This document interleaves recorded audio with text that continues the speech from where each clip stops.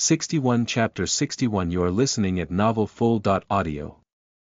Eliana wasn't stupid enough to not understand what Rem was trying to say after he explained this much. With so much explanation, she realized why the Lord of Light sent this kid here as well. If they knew about Lelyn, they would try to take him out, possibly through schemes, so they aren't caught. She gazed at Lelyn, who appeared to be surprised at their explanation. It was as if even he didn't know about all this. That's right. Rem nodded.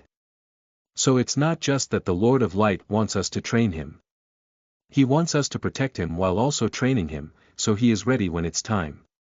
You mean I am on the target of head priests? Lelyn scratched the back of his head as if he was just realizing it. It's quite likely, Rem responded. I would really advise you to stay under the radar for now. And don't leave the academy alone if possible. For now, they had two high-profile students, and both needed to be kept under wraps. They understood how complicated this was going to get. Then again, this was also a massive opportunity for them. One of the reasons they didn't want the Church of Light to find out about Gabriel was because they wanted Gabriel to graduate from their academy so he could be considered their student instead of training at the Church of Light. Training the next Lord of Light wasn't a small thing. However, now they didn't have just one candidate who was capable of becoming the next Lord of Light. They had two, and both were going to be students at the academy. Even though both of them had different circumstances and different problems to be concerned about, at the crux of it, they were on the same boat. All right. It appears that the mirror of measurement is not working properly today. It is quite common with old artifacts. That's why the score suddenly jumped so high after stopping near mid-30s. As soon as Lisan entered the hall, he gave a short explanation to all the youngsters present there so they could drop this matter. Only Lisan's footsteps could be heard as he walked on the tiled floor.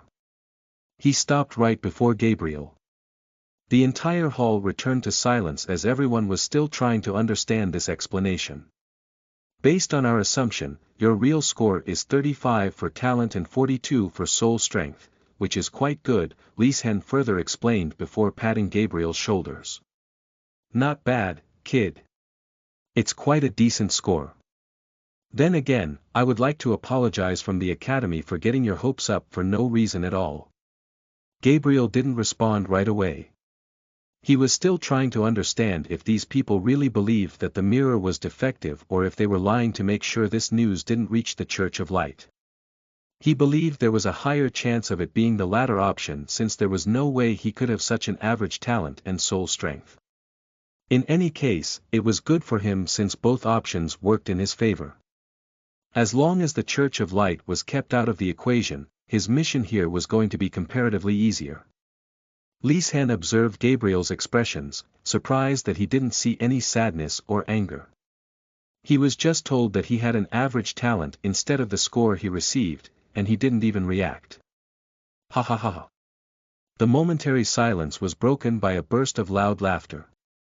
Everyone couldn't help but turn to the source of the laughter, noticing Ray laughing so heartily that there were tears in his eyes. Ha ha ha ha. He held his stomach, unable to control his laughter. It was after a long time that he had laughed so much. Is there something funny? Gabriel frowned, feeling as if that mocking tone was being directed at him. Ha ha ha ha, a talent of 30.5. The young summoner asked, trying to control his laughter. Initially, he was slightly jealous to see his high scores, but now he finally felt relieved. Once again, he didn't bother to keep his voice down. As expected, he's trash. And we thought he was some prodigy. Ha ha ha ha. No talent yet possesses the arrogance of the entire world. As soon as there was such a high score, I knew the mirror was defective. Even teachers confirmed it. Even though summoners weren't considered to be the strongest mage class, they were still near the top. Ray didn't believe he was less than anyone. When he arrived here, he had decided to shine brighter than anyone here, becoming a top student at the academy. He had the talent and the confidence to achieve that feat. Unfortunately, before he could even start his journey at the academy, he saw someone like Gabriel, who was shown to have a monstrous talent. Seeing those numbers, Ray was shocked to his core. He could feel his dream of graduating as the top student of the academy fleeting away, which made him angry. Now that he realized that it was just a false flag, he couldn't control his laughter. He wasn't the only one who was relieved. Such a high score was nothing to laugh at. If this score was true, it was a signal of chaotic times ahead, since an ordinary person possessing talent like that of Lord of Light wasn't heard before. Now that it turned out to be a rumor, there were some sighs of relief. Even though many were relieved, not many were mocking like Ray, who still hadn't stopped laughing. He appeared to be the only one in the hall, showing such unkempt behavior. Gabriel rubbed his temple, not knowing if he should laugh or cry at the stupidity of this naive man. Ray was certainly talented enough, since he was able to reach this far, even with harsh selection criteria, but he was still like a frog at the bottom of the well for him. 62 Chapter 62 You are listening at novelfull.audio. Gabriel knew his talent, so he didn't mind this ignorant mocking. Not as if he was really a student here. He was only here for 6 more days on his mission. He knew that everyone was going to know what he truly was as soon as he was going to succeed in his mission. That was when the world was going to know about the appearance of a death mage. There was no need to offend too many people for now, since the more he offended them, the more they were going to be on his tail, which could make it hard for him to shake them off and execute his tasks, for which he needed absolute freedom. Fortunately, it didn't take long for Lise Hen to intervene, stopping Ray. Enough. Talent isn't everything.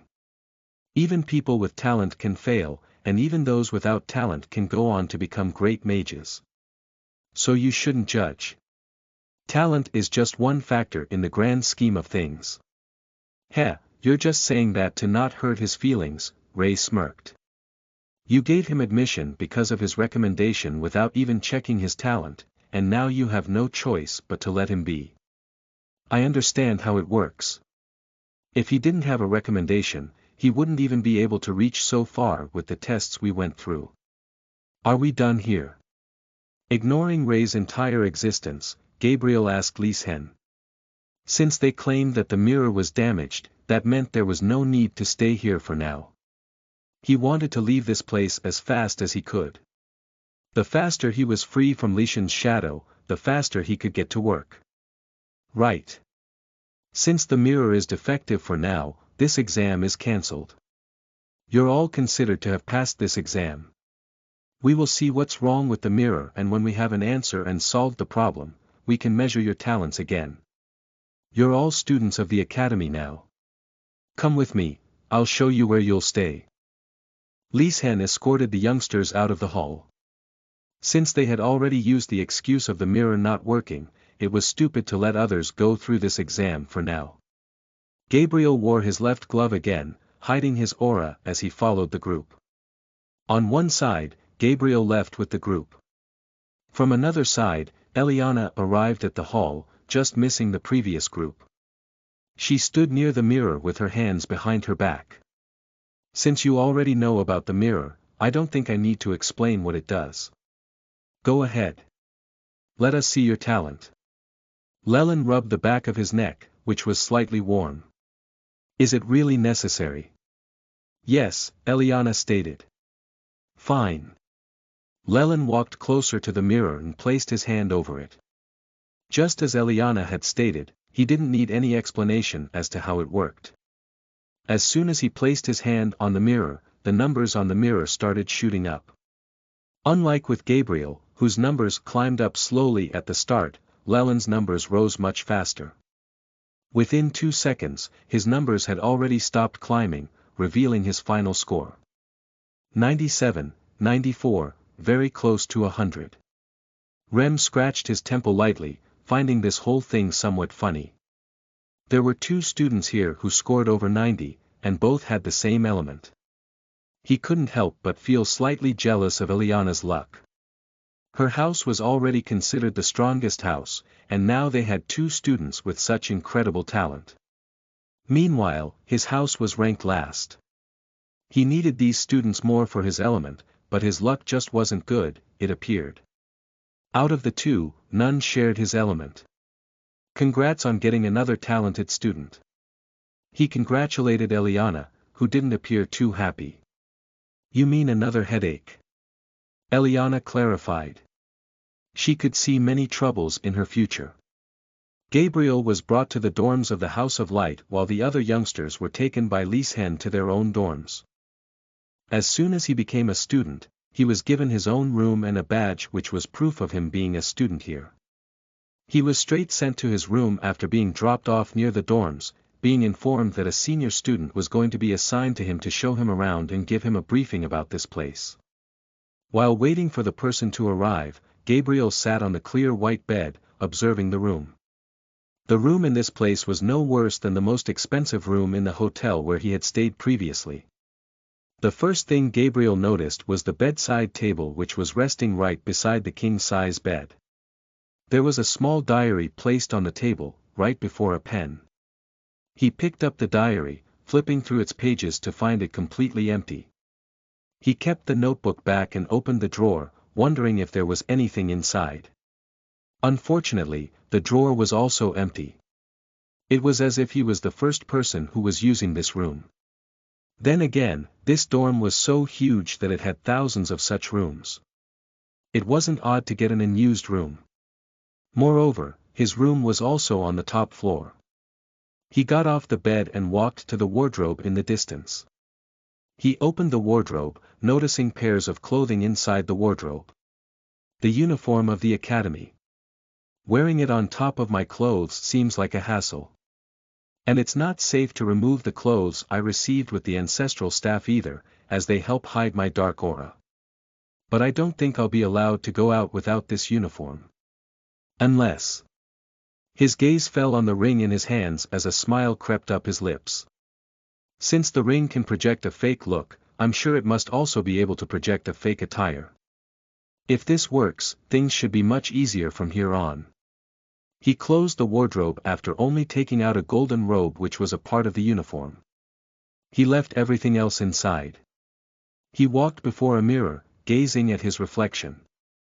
For now, only his looks were different, but his attire was the same. He closed his eyes and visualized the attire. He opened his eyes, smiling. It worked. He could see that the attire was different now. Even though it was still the same, it was being projected differently. The only thing missing was the robe which he intentionally left since it didn't bother him to use a real robe. It didn't interfere with his attire. He opened the robe and wore it around his back, making it so that the robe didn't fall. Much better. There was a sudden knock on the door, attracting his attention. He walked to the door and opened it, finding a woman in her early 20s standing outside. You are Carrick? The young woman asked. Yes. I am Ria. I am assigned to help you. I will be with you today, teaching you about the academy in the basics regarding where you can go, where you can't, what's allowed, and what's not. The young lady didn't show her displeasure, but Gabriel could still feel that she wasn't happy being here. Then again, who was going to be happy if they were told to accompany a noob on that first day? Unfortunately, she also had no choice. It was just for one day. It seems you already found your uniform. That's something you must always wear as long as you're on the academy grounds. If not, someone might mistake you for an intruder. Come, we can talk while I show you around. The faster we start, the faster we can end, and it can be on my way back. Yeah, she's pissed.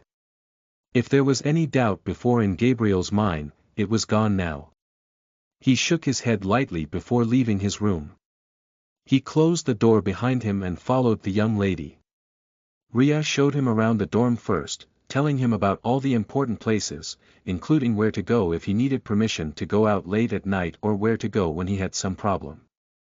She also showed him the common arena where all the light mages came around to relax. Surprisingly, there was also a practice area inside the dorm that could be used to practice their spells. However, according to Ria, that area was only reserved for second-year students. The first years were only allowed to use spells in the presence of teachers. And that's it for the dorm. However, that's only a small part of the academy. We haven't even scratched the surface of the academy. You'll see what I mean when we're outside. Rhea opened the doors, stepping out of the dorm. Right behind her, Gabriel also stepped out. However, not far from him, another person was coming toward the academy. Llewellyn was also dropped before the dorms by Remington. There were only 20 meters of distance between the two youngsters, and the distance only kept decreasing with each passing second. Being distracted by Rhea, Gabriel hadn't even seen Llewellyn at the moment. On the contrary, Llewellyn's gaze went straight to Gabriel. It was only after Llewellyn gazed at him that Gabriel felt as if someone was looking at him. He also felt a bit of pressure for some reason, not knowing why. He looked ahead, noticing Llewellyn, barely 5 meters away from him. The two gazes met.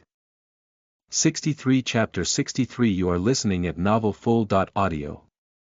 Gabriel noticed a young man glancing in his direction. He didn't know why, but under that gaze, he felt danger. It was a strange feeling of danger that he had rarely felt before. The last time he felt a similar feeling was when he stood before Alora.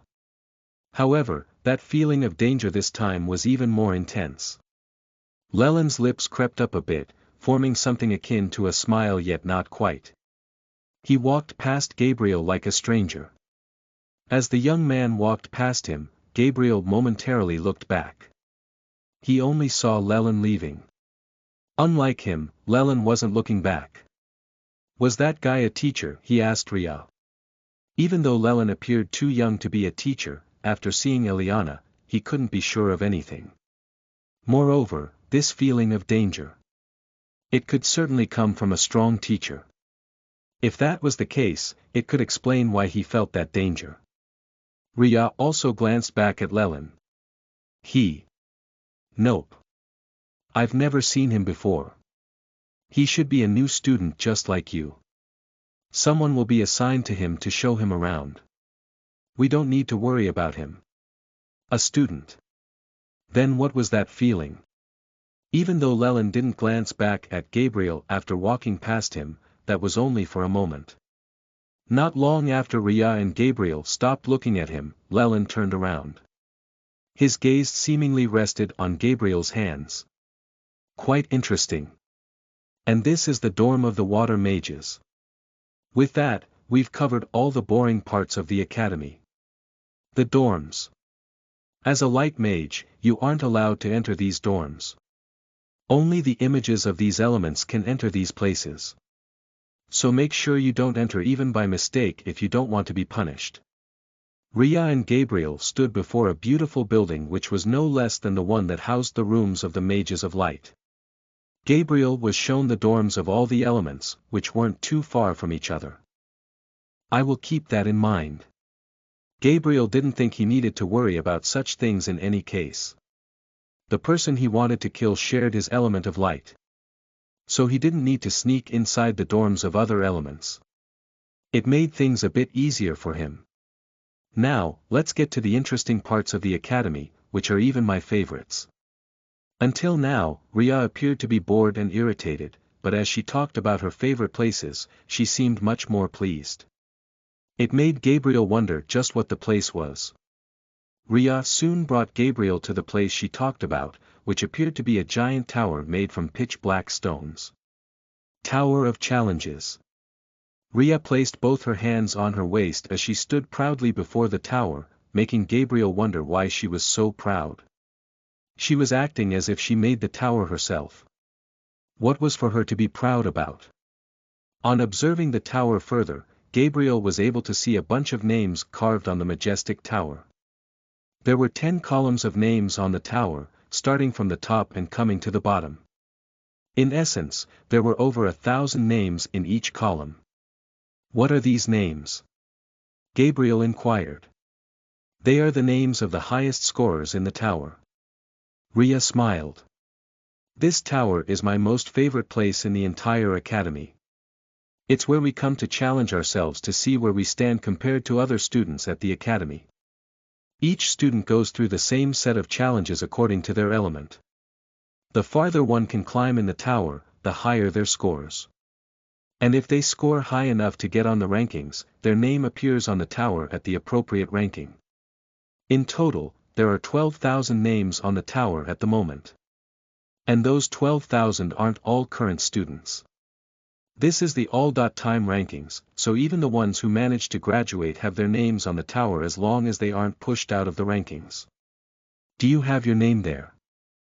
Gabriel asked. Since she was so proud and talking so excitedly about how big a deal it was to get their names on the tower, he felt that she had her name there as well. Rhea smiled and held Gabriel's hands before pulling her around the tower. There, look. She placed her fingers on a name that was almost ranked near the bottom. 11,758 Rhea Launcher Light 13, I am ranked 11,750.8 in the ranking, Rhea proudly stated with a smug face. I managed to reach the 13th floor last I attempted. Next time, I will do better. Is there any advantage of attempting this, or is it just for fun? Gabriel asked.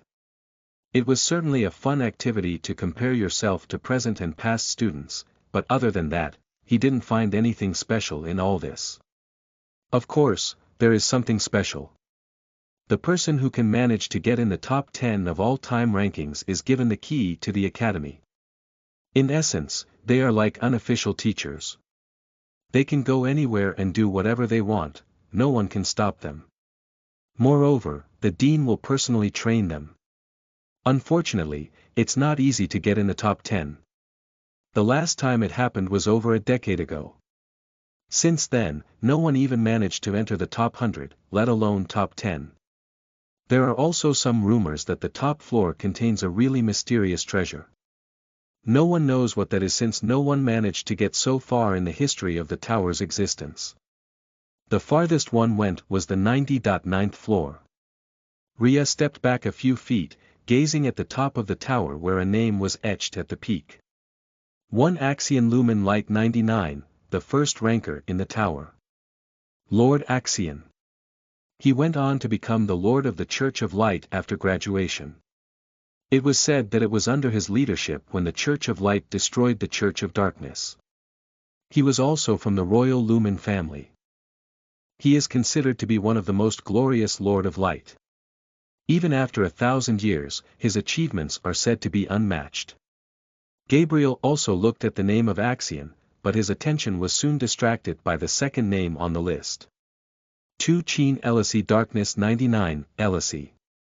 Isn't that the last name of Lyra as well? That second name. Doesn't this academy not have an element of darkness? Why does it show the element of darkness? He asked Rhea. The academy doesn't have the element of darkness ever since the Church of Darkness was destroyed and darkness was declared as the element of the devil. Since then, the academy got rid of all the dark mages, handing them over to the Church of Light, Rhea explained.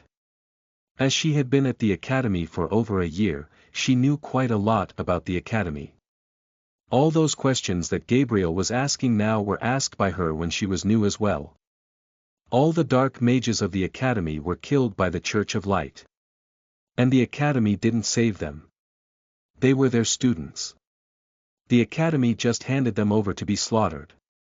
Anything wrong with it? Rhea ignorantly asked. If those dark mages weren't killed, just imagine how many innocents would have been killed. They were demons. It's good they got rid of them. Unfortunately, one student managed to escape that onslaught. Chin Elisi.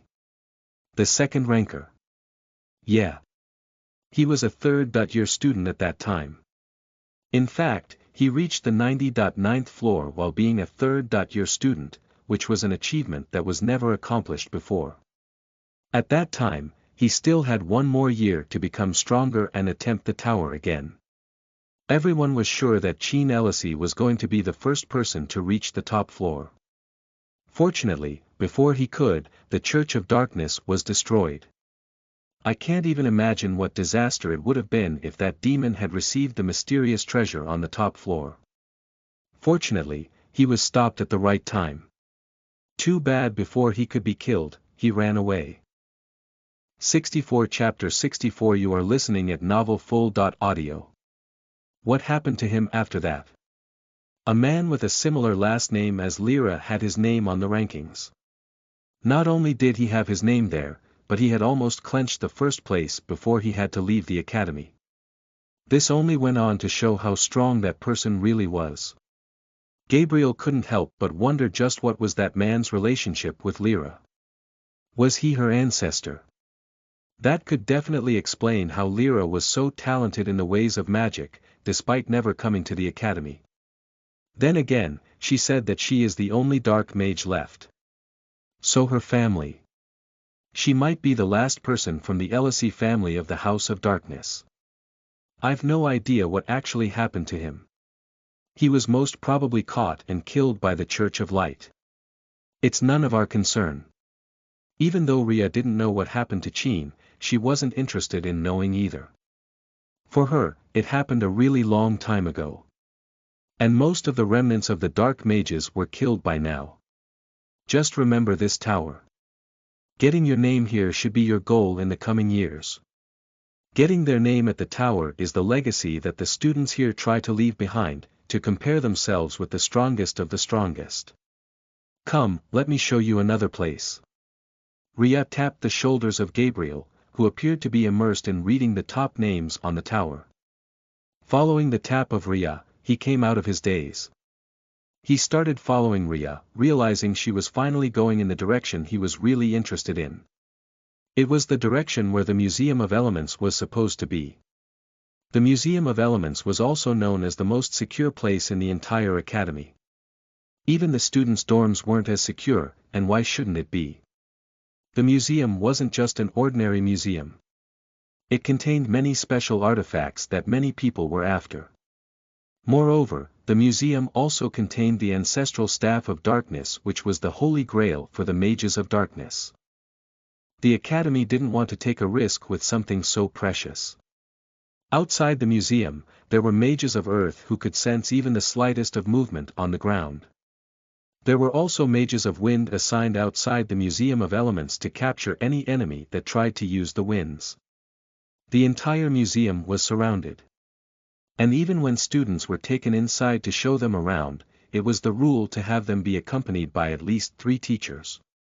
The precautions didn't end there. Even inside the museum, there were over 20 mages protecting the place. Most of the mages inside were the mages of light and the mages of lightning, who could attack with much more precision without harming the artifacts accidentally. While following Rhea, Gabriel had to walk past the entrance of the tower. As he was walking, the door of the tower slowly opened, attracting his attention to the door. Subconsciously, Gabriel glanced at the door. His feet froze in place as he saw the person who had just stepped out of the tower. He clenched his fists but didn't do anything.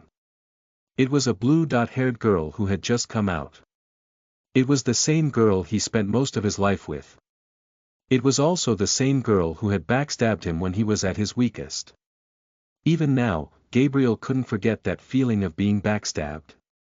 Once upon a time, his heart used to be filled with love for Maya. However, now that love had a shroud of hate covering it.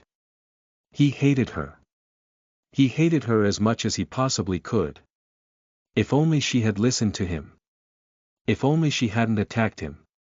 He wouldn't be a fugitive to the Church of Light. She used to be his friend, yet she was the one who pushed him to the wolves. Maya's face was down with disappointment as she kept glancing back inside. Only 7th floor. I can't be this weak. I need strength. I need more strength. She had attempted the tower once again, however, she couldn't even clear the 7th floor. To get to the tower, one needed to at least be in the top 12,000 since the tower only showed 12,000 names. However, even the last ranked person on the tower had cleared the 12th floor. With her only able to clear the 7th floor, she wasn't even close to getting her name on the tower. She raised her head, finally noticing Gabriel. She could see Gabriel staring at her. She didn't understand why he was looking at her like that. She couldn't even recognize him with the illusion. Despite not recognizing Gabriel, she didn't know why, but she still felt a strange feeling. There was a peculiar fear starting to grip her heart slowly. All because of a single gaze. It was as if a predatory beast was looking at their prey, trying to control their urge to bite the prey to death. Llewellyn reached his room. Just like Gabriel, he was also told that someone was going to come to show him around. Until then, he was told to stay in the room and change into the academy attire. Llewellyn locked the door from inside and walked straight to the bed. He didn't even bother changing his attire as if he had more important things to consider. He took off his gloves as well, revealing his fair hands. On the back of his left hand, there was a mark of light. While on his right hand, there was a beautiful white ring, contrasting the pitch-black find of Gabriel. For most of the day, the ring was buried under his glove, making it impossible to be seen. Similarly, Gabriel's rings were hidden by his gloves for most of the day. Still, Gabriel didn't wear the gloves to hide the rings. He wore them to hide the pitch-black mark of death on the back of his right hand. That there wasn't just one ring on Llewellyn's fingers. He was wearing 3 rings in total, one on his middle finger and the other 2 on the fingers right beside his middle finger. While one of his rings was white, the second was blue, and the third appeared to be green. He slightly waved his hand. The blue ring started shining. Following the shine, a scroll appeared on the bed as if it appeared out of thin air. While sitting on the bed, Llewellyn opened the scroll, revealing a map carved inside the scroll. From the initial glance, it was evident that the map was the map of the academy. However, if one was to look carefully, only then were they to realize that it wasn't all that it seemed. The academy also had a map of theirs. However, their map was different. Llewellyn's map showed many special zones that weren't visible in the map that even the academy used. On the map, there was one place marked as a cross, which was the most eye-catching. This was also the part of the map that Llewellyn was focusing on. 65 Chapter 65 You are listening at novelfull.audio. Do we know each other? Maya didn't recognize Gabriel, but the way he was looking at her, why would a stranger look at her like that? It was as if she had offended him somehow. Ednel.co, I don't think we do, Gabriel responded. He controlled his conflicted feelings, remembering what he was here for. There were more important things than Maya. Then why were you looking at me like that? Maya frowned. I wasn't looking at you. I was looking behind you. I apologize if I gave you the wrong impression. Gabriel made a story before turning his back on Maya. Maya couldn't believe that story. She was sure she would have realized it if Gabriel was looking past her. Unfortunately, before she could ask more questions, Rhea came back, realizing that Gabriel hadn't been following her. What happened? You know we can't afford to stop. She grabbed Gabriel's hands and took her with him. I don't have all the time in the world to show you around. We need to finish today. Rhea left with Gabriel, leaving a confused Maya behind. A new student. Was he really looking at the tower? Did I really overthink things? Maya watched Gabriel leave, trying to make sense of the situation. She didn't know why, but she could still feel that something about Gabriel wasn't right. That is the battle arena. Rhea pointed in the distance toward a Colosseum-type structure. As I told you before, you aren't allowed to use your spells without the presence of a teacher as a first-year student. But the second-year students and older also have some restrictions on our spells, even though not as much as the first years. We are allowed to use the spells we learn, even in the absence of the teacher. The only spells we can't use are the offensive spells that can hurt anyone. We also aren't allowed to battle one another in the academy grounds. That is where the battle arena comes into play. If you want to fight another student without getting into trouble, you can use the battle arena. There, you can use as many spells as you want. You can go all out. The best part. You don't need to hold back at all. As long as you don't kill the opponent, everything is allowed. That's also a good place to train with the mages of other elements. That's why there are hundreds of battles in the arena daily. Moreover, there's one more advantage of fighting there. You can place your credits on the line. If you win, you can win the credits of the other person that they placed on the line. However, if you lose the battle, you lose your credits as well. Ria gave details about the battle arena, as much as she believed was worth knowing. Even you, as a first-year student, can enter the arena to fight someone. However, I would advise you against it. You'll be like a fish on the chopping block inside. You'll lose whatever credits you get. Credits. Oh right, I didn't even tell you about the credits yet. Ria slapped her forehead, realizing that she had forgotten to tell him the most essential thing. Credits are like the currency of the academy. In each class you attend, you get some credit based on your performance. They are given by the teachers. On top of that, you get some credits every week, default. Other than that, you can win them by challenging someone and betting with credits on the line. In essence, there are quite a lot of ways to get credits. Just know that credits are very important. As they are a currency here, you can use them for anything. Most of us use the credits to buy spirit crystals to increase our soul strength. Just know that you'll need lots of credits for one soul crystal. Those things are expensive. You can also use the credits to buy treasures from the treasure pavilion or access some special zones of the academy where you can't go otherwise. Ria kept explaining more about the credits while walking with Gabriel. She only stopped talking about how useful credits were when she reached another tower. And that place. It's also a really special place in the academy. She pointed at the tower, which appeared to be quite different from the last tower. Unlike the previous tower, which was dark, this tower appeared to be made using white marble. This is the library of spells. There, you can find the books of spells, from the most basic spell books to the most complex ones. There are many books here which have been written by the strongest mages of the past. However, the more special a book is, the more expensive it will be. You'll need to save credits for months to be able to afford a decent mid-tier spell book, and that's if you don't spend anything on the soul crystals. Right beside the white towers, there was a pavilion that only had 2 floors. However, it covered more area than the tower. And that on the right is the treasure pavilion. There, you can buy artificial treasures, created by our greatest artificers. However, once again, you can only use credits to buy them. You can't use money or anything else here. It is so that all students have a fair chance of getting treasures, based on their performance. As for how much credit is needed for a basic artifact, it's better if you don't ask. These things are too expensive. Even I can't afford to buy them, and I'm in my 2nd year. Ria's eyes were filled with longing as she gazed at the treasure pavilion. Observing her expressions, one thing Gabriel was sure of. It was that Ria wasn't from a rich family. If she was, she could have easily bought treasures from the city. It wasn't as if they were Newmans. Shall we move on to the next place? Gabriel asked, bringing Ria back to her senses. Ah, right. 2 more places left to see.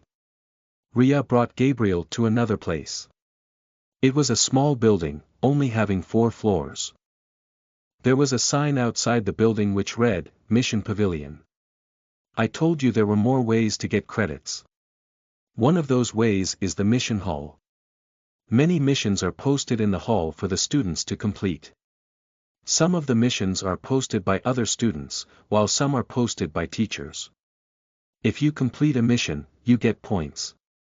First floor is for the most basic missions that even first-year students can take.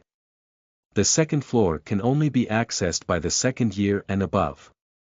The 3rd floor can only be accessed by 3rd-year students. And the last floor, I'm sure you can guess. The higher you go in the mission hall, the harder the missions get. However, the credits for the missions also increase. What kind of missions are on the 4th floor? Gabriel inquired. If the academy was giving these missions, he was really curious about what they could be. The first floor missions are contained to the academy, like helping other students or doing some task of a teacher, becoming their helpers, and more. But the fourth floor, those missions need you to go out of the academy. I haven't actually seen the top missions, but I did hear some rumors. 66 Chapter 66 You are listening at novelfull.audio. The top floor is said to contain missions like investigating the places where the dark mages were seen recently, or killing bandits, or investigating some murder or disappearance. They are the missions that can get dangerous. Ria stared at the mission hall, watching people going in and out of it. That's why they are only given to fourth-year students who are the strongest at the academy, she stared before she started moving. Anyway, I'm sure you'll learn about the missions on the fourth floors with time.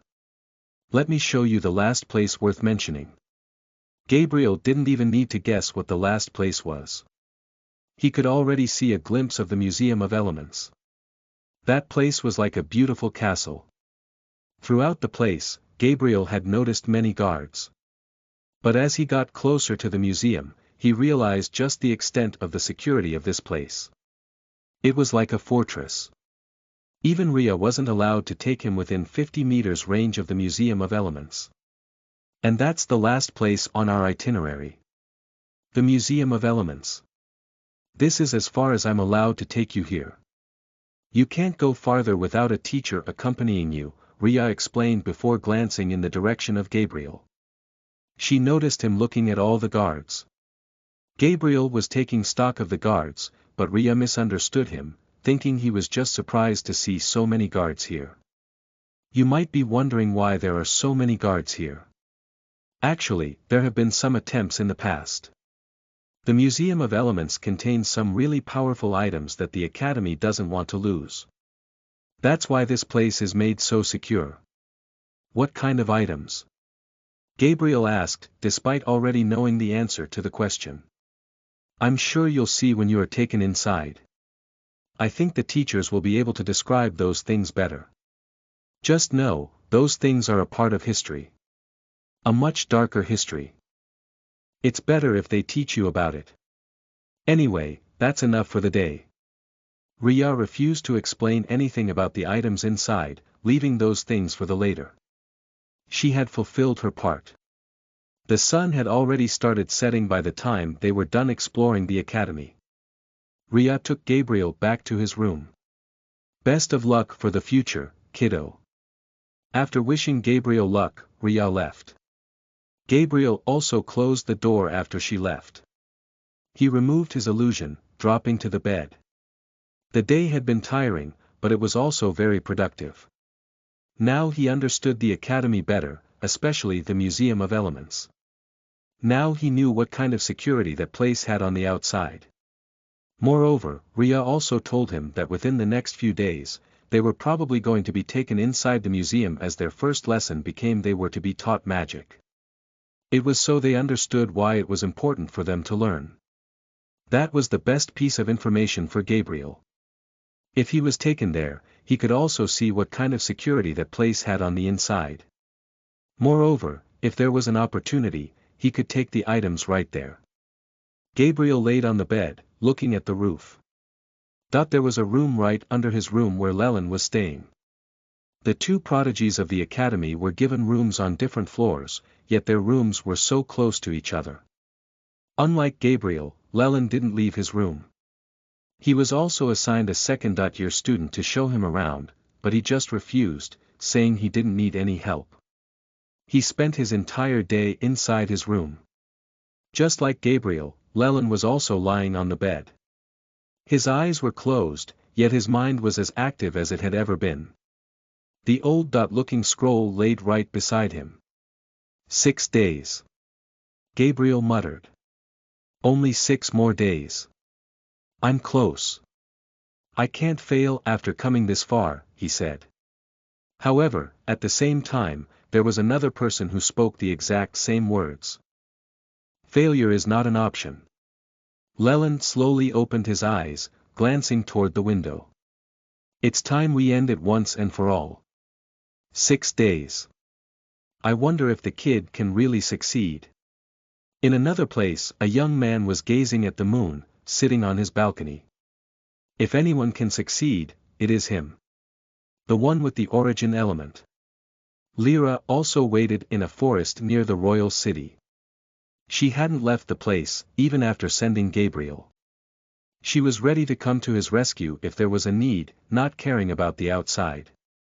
In any case, it was better to die fighting than to lose her best fighting chance.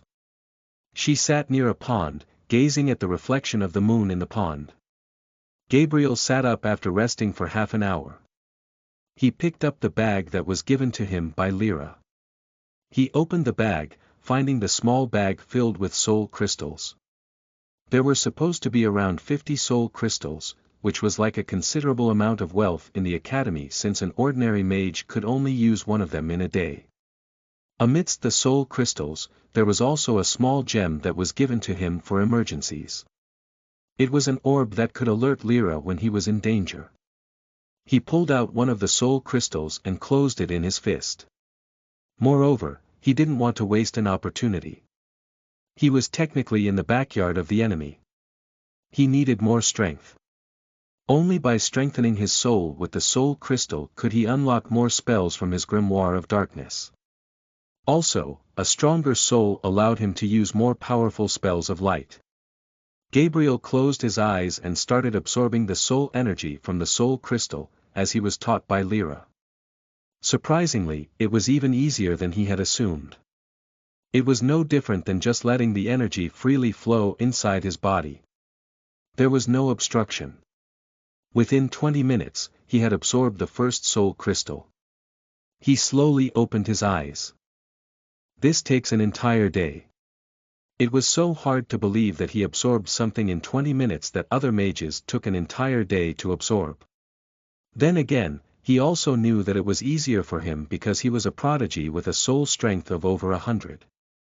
Surprisingly, he could also feel some changes in his body as soon as he absorbed the first soul crystal. His vision was even clearer. And his mind appeared to be able to focus more. He didn't stop right there and pulled out another crystal. He started absorbing the soul crystals one after another. The 50 soul crystals were given to him for an entire week, but before he even realized it, he had already absorbed half those crystals.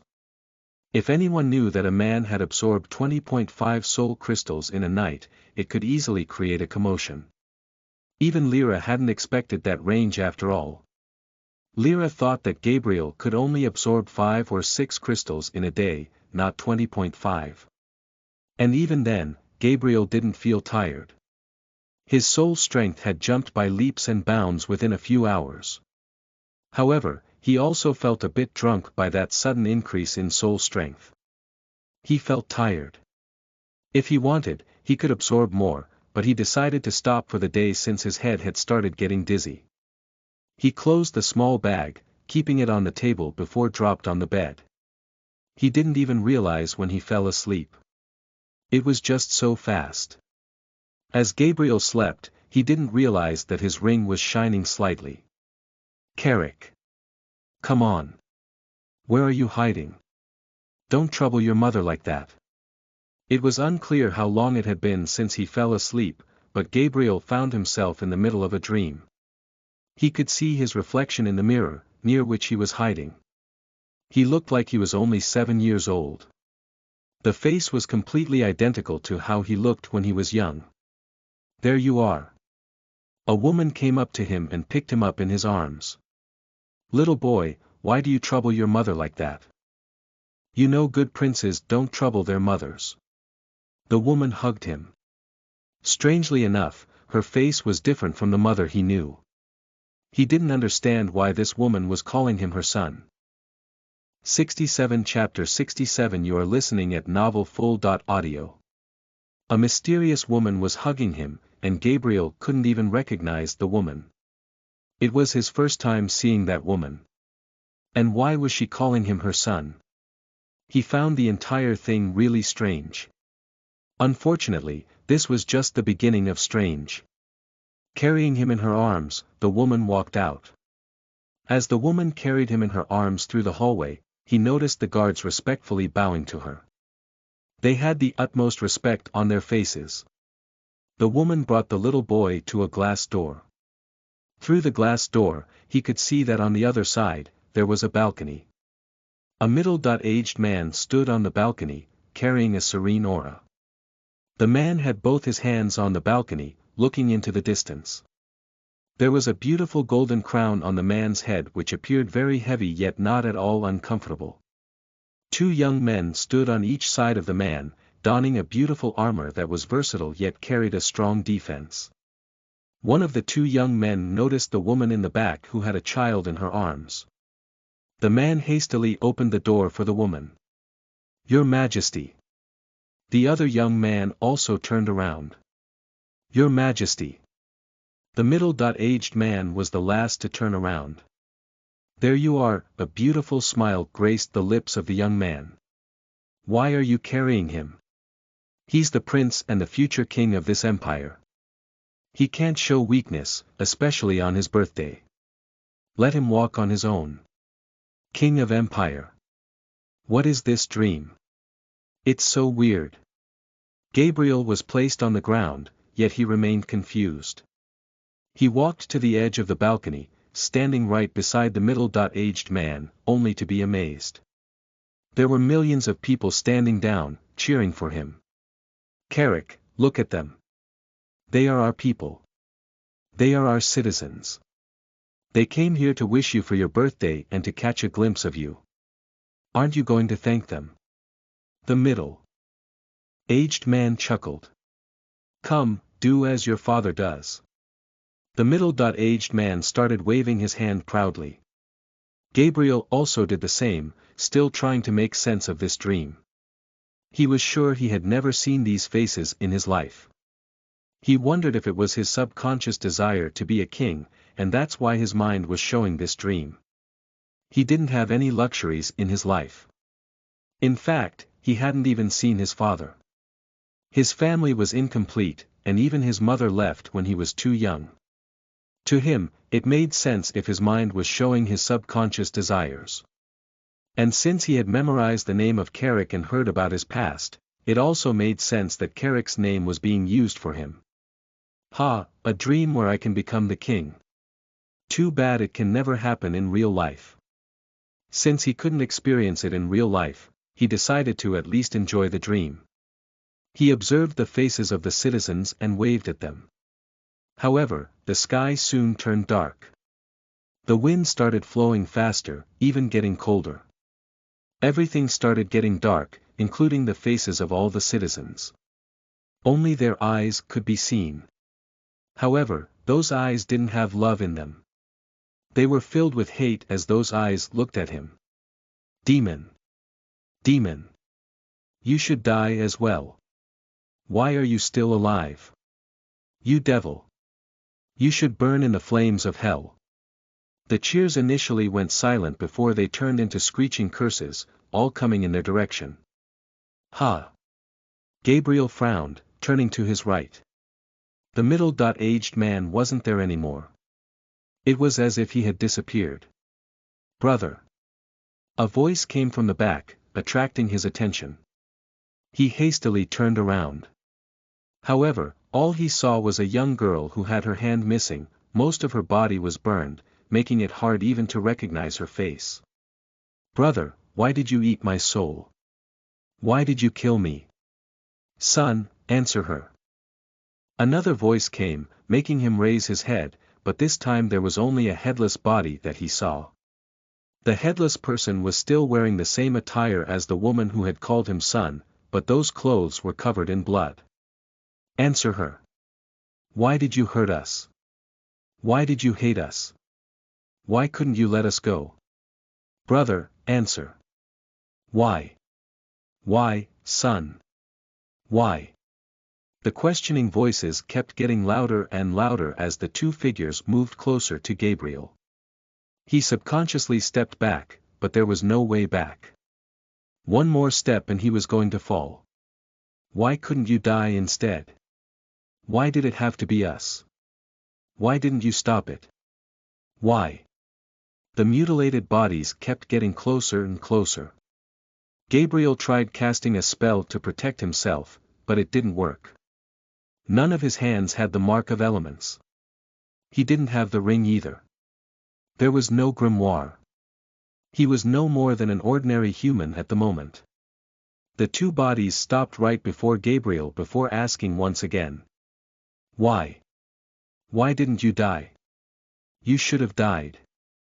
Died like this. The burnt girl placed her hand on Gabriel's chest before pushing him gently. With no floor behind him, Gabriel fell off the balcony. Arg! Filled the room as a young man woke up from his slumber, sitting up straight. His body was covered in sweat, including his forehead. His heart raced so fast that he could count his heartbeat even without touching his heartbeat. The dreams. They are getting worse. First the dream in the hotel and now this. Fortunately, at the end of the day, it was just a nightmare. He got off the bed and walked to the balcony to get some fresh air. Unlike that other balcony in his dream, this one wasn't that high. What is happening to me? The dreams. No, the nightmares. What do they mean? Why is my mind going crazy? Why? He looked at the moon, talking to himself. He had nightmares even before in his life, but none were as intense and as realistic.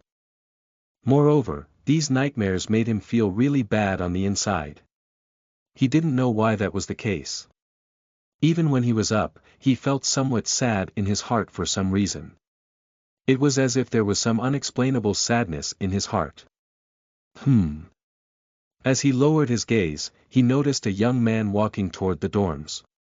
It was so late that it was surprising that the person was just returning now. But as soon as Gabriel realized who that person was, a smile graced his lips. Finally, he found a distraction he needed. Finally, we meet again, Horan. He used the ring of Apophis to change his face again along with his clothes before jumping down the balcony. He entered the dorms again behind Horan without being seen by the young man. 68 Chapter 68 You are listening at novelfull.audio. Gabriel had taken a completely different look, thanks to the ring of Apophis. Because of the ring, he wasn't restricted to just one look. His new look appeared to be inspired by a young man he had seen before in the city of Abaddon. Since he didn't want to waste time trying to come up with a completely new look, he used one from his memories, especially since there was no way for that person to be there. He kept his attire the same as any other mage of light was supposed to use at the academy. The only thing different in the attire was the badge. Since each student badge had a different number, he made the badge show a random number instead of the one that actually belonged to him. He did everything he could to make sure that suspicions didn't reach him in case something went awry. He entered the dorm behind Horan without raising much suspicion.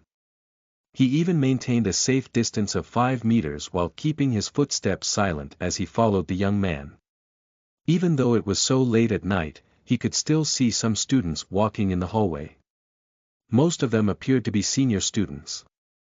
Unfortunately, one of those senior students paid attention to him. Wait right there. A call came from the back. Gabriel stopped in his tracks and looked back. He noticed a young man who had long black hair. The man was in his mid-20s and already a third-year student. I've never seen you before. Are you a new student?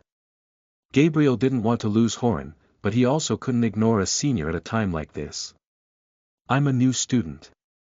I joined just today, Gabriel answered. That's probably why you haven't seen me. Senior. The dark-haired man firmly stated. What? Gabriel frowned. Why was this man shouting a random word? I'm your senior.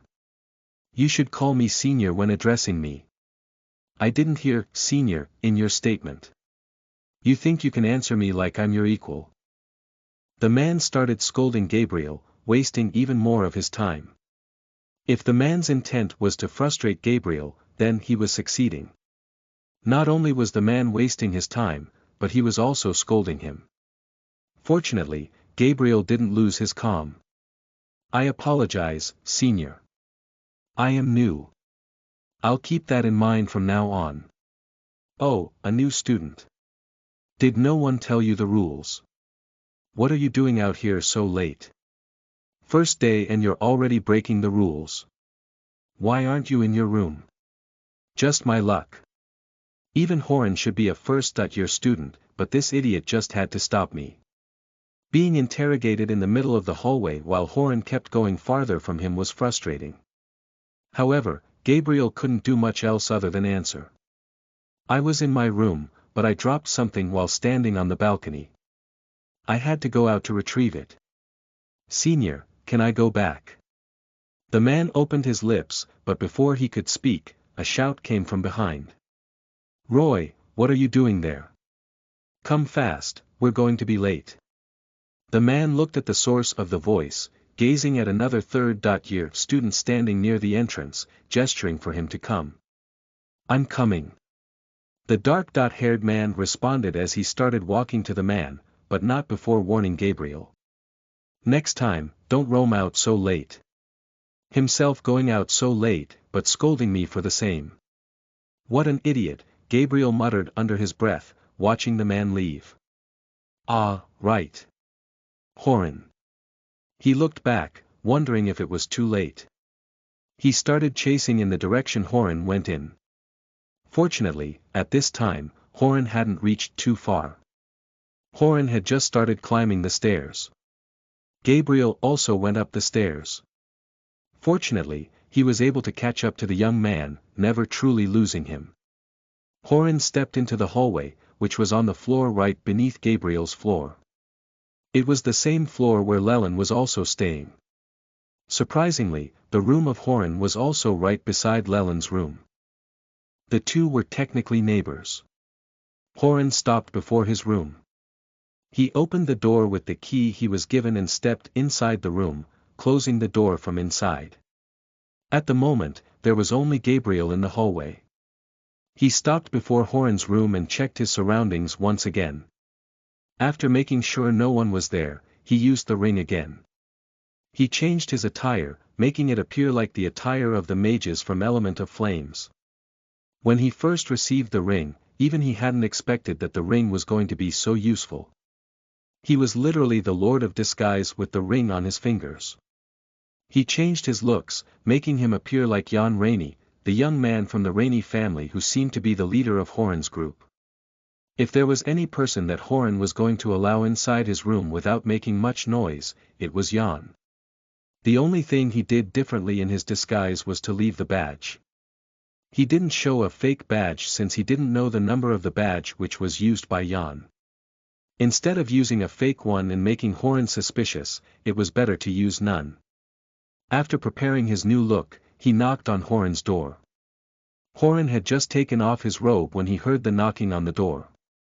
He left the robe on the bed and walked to the door.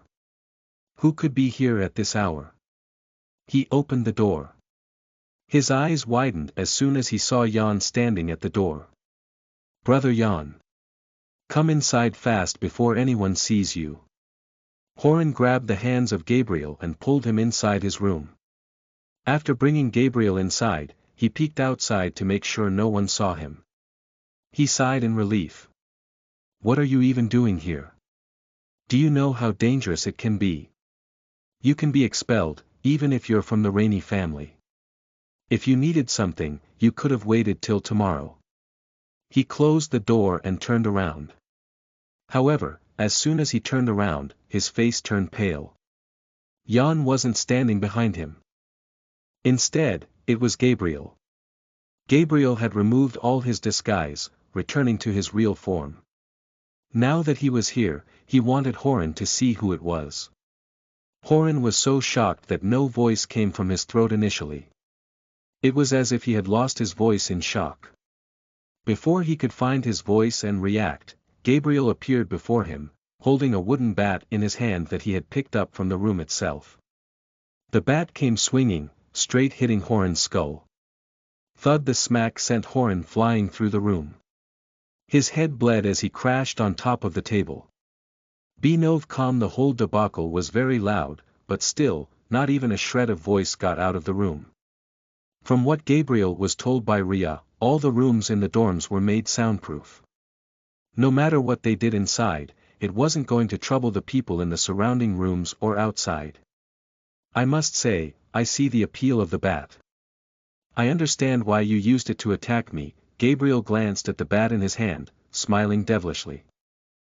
69 Chapter 69 You are listening at novelfull.audio. There was a terrifying pain on the back of his head. For a moment, everything appeared to be blurry as he opened his eyes. He wanted to rub the back of his head, but he realized that he couldn't even move his hands that were tied behind his back using a rope. Not only were his hands tied, but he couldn't even move his legs. His legs suffered the same fate. Horan had a really bad feeling in his heart as the memories of being hit flooded his head. He remembered the face he saw before losing consciousness. If his hands and feet weren't tied, he would have even doubted his own eyes and memories. An unknown amount of time appears to have passed since Gabriel infiltrated Horan's room. It seems you're awake. The healing spell appears to have worked. Not bad. A cold voice fell in Horan's ears, making him look in the distance. Not far from the bed where Horan was lying, there was a chair. On the chair, a young man was sitting with a glass of water in his hands, seemingly enjoying the water. You. What are you doing here? A dark mage like you will be killed here. Horan yelled at the top of his lungs. From the initial glance, it appeared as if he was threatening Gabriel, but it was evident that his ultimate goal behind yelling was different. You know, you've been here longer than me, Gabriel casually stated.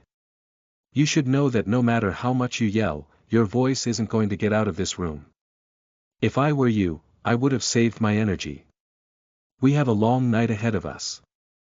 After finishing the glass of water, Gabriel placed it down on the ground before standing up.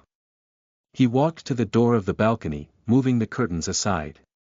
He didn't open the balcony doors though. The screams of Horan's couldn't leave the room, but that was only until the room was closed from all sides. If he opened the balcony door, the voice could escape, which he didn't want. Through the glass doors, Gabriel glanced out at the beautiful view of the academy, which was basking in the beautiful luminescence of the moon. There was a time when we were standing under the same moon. That day, I was screaming, and you were laughing.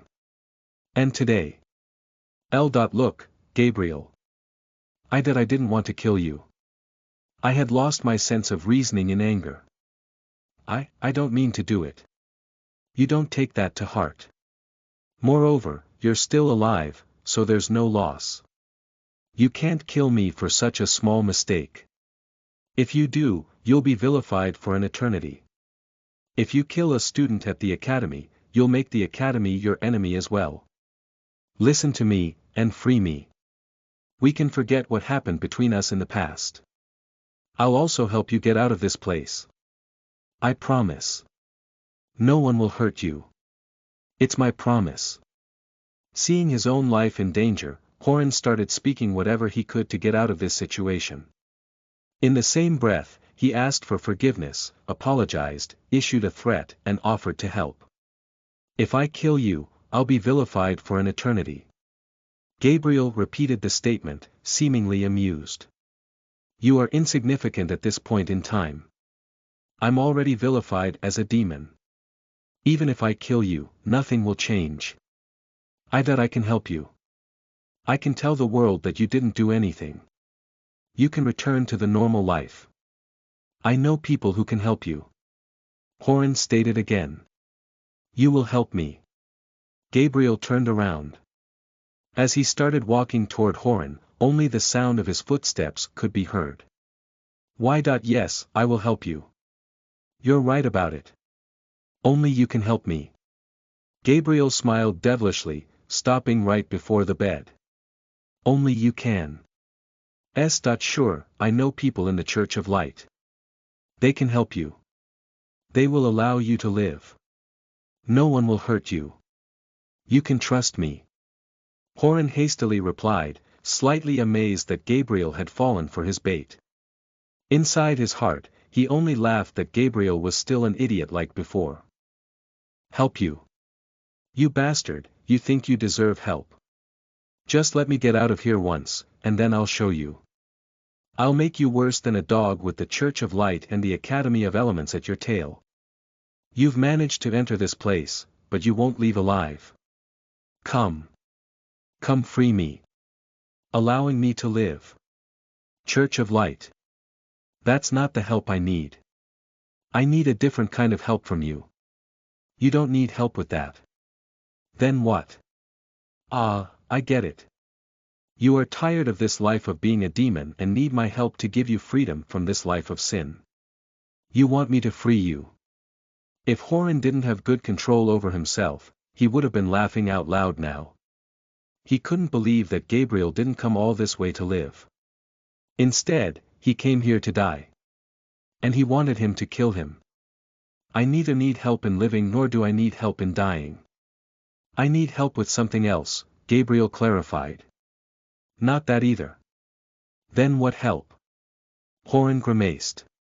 He didn't know why, but a grim feeling was starting to rise inside his heart. All the happiness he had until now was gone suddenly as he observed the expressionless face of Gabriel. You see, once upon a time, there was a guy. That guy hurt me a lot. He cursed me, he cursed my mother, he beat me. It's because of him that I've developed a lot of anger issues. And only that person can help me solve those issues. So, shall we begin? A dark smirk spread across Gabriel's lips as his emotionless eyes peered into Horan's eyes as if being able to look straight into his soul. Gabriel grabbed Horan by his throat before raising him in the air. With his hands tied behind his back, Horan couldn't even struggle. He was like a doll that was in someone else's hands. 3 hours. We have a full 3 hours to ourselves. This night is going to be fun. Gabriel started tightening his grip around Horan's throat before smacking Horan on the floor. Arg! Horan's back was thrashed on the floor that was made in such a way that it was impossible to break the floor. If it were an ordinary floor, there would already be a crater under Horan since Gabriel had cast a strength-boosting spell on himself, belonging to the element of light.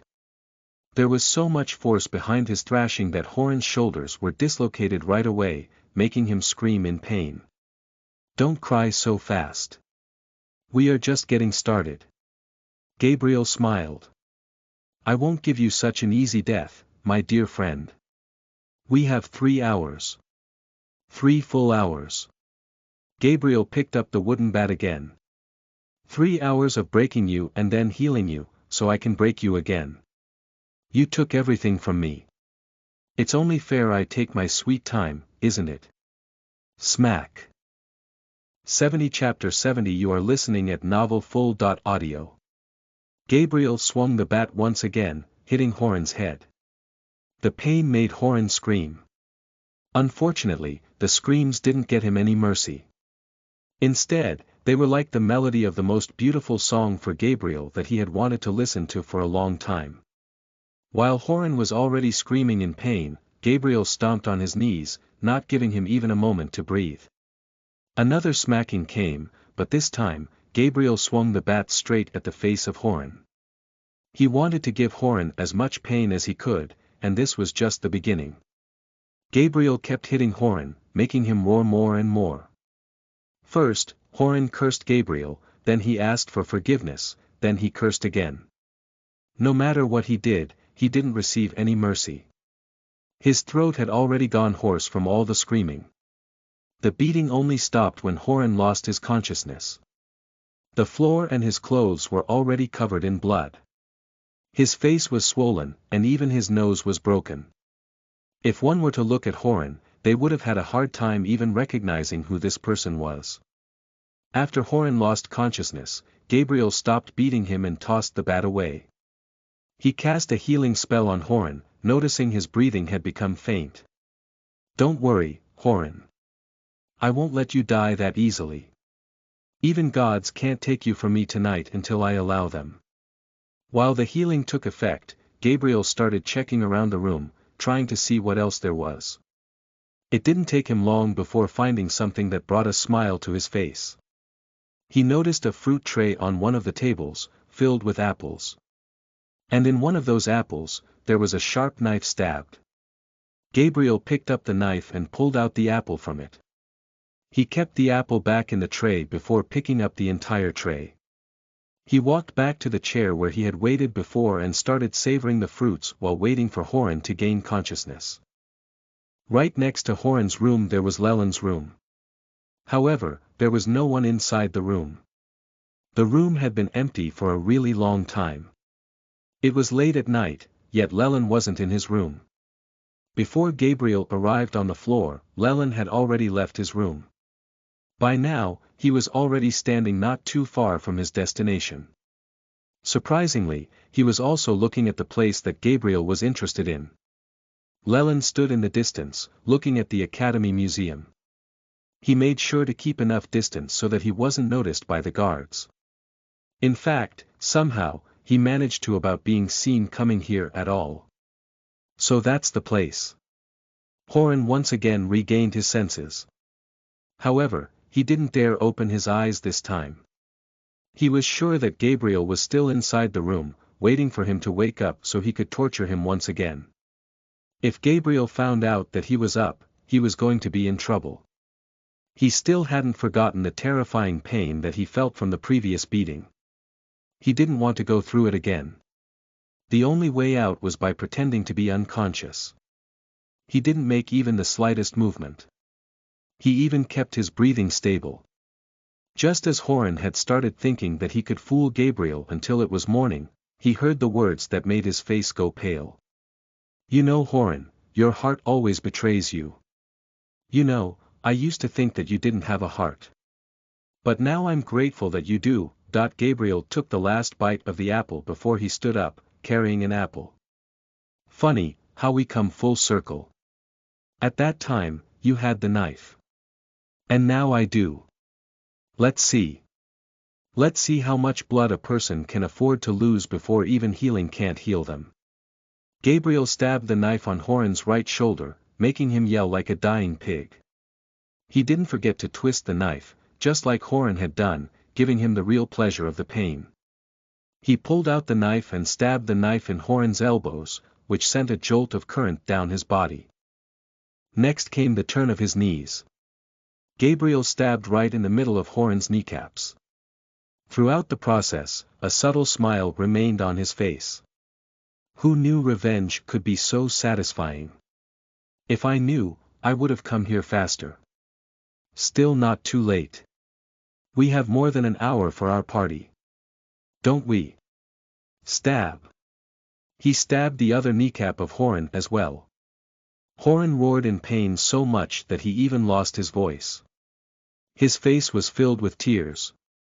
At this point, he was just begging for death. Unfortunately, giving death to him was like having mercy for him, which was the last thing Gabriel had for him. Let's see. What next? Ah, right. Your tongue. The same tongue you used to talk bad about me and my mother. Now that you have already lost your voice, you won't need a tongue anymore. As soon as Horan heard what Gabriel wanted to do, he hastily closed his mouth. Unfortunately, all Gabriel had to do was one more stab. As soon as he stabbed Horan's thighs, Horan opened his mouth wide in pain. That brief moment was enough for Gabriel to grab his tongue and rip it out of his mouth. The scene inside the room had turned way too dark. It would have made the old Gabriel vomit, but he was so immersed in the revenge, he didn't care for anything. All he cared about was how he could hurt Horan more. The pain was once again about to make Horan lose consciousness, but Gabriel didn't let that happen. Enough sleeping. Not anymore. Gabriel placed his palm on Horan's forehead before chanting a spell. The spell didn't do much except make it so that Horan couldn't lose consciousness. You need to be up through all of it, old friend.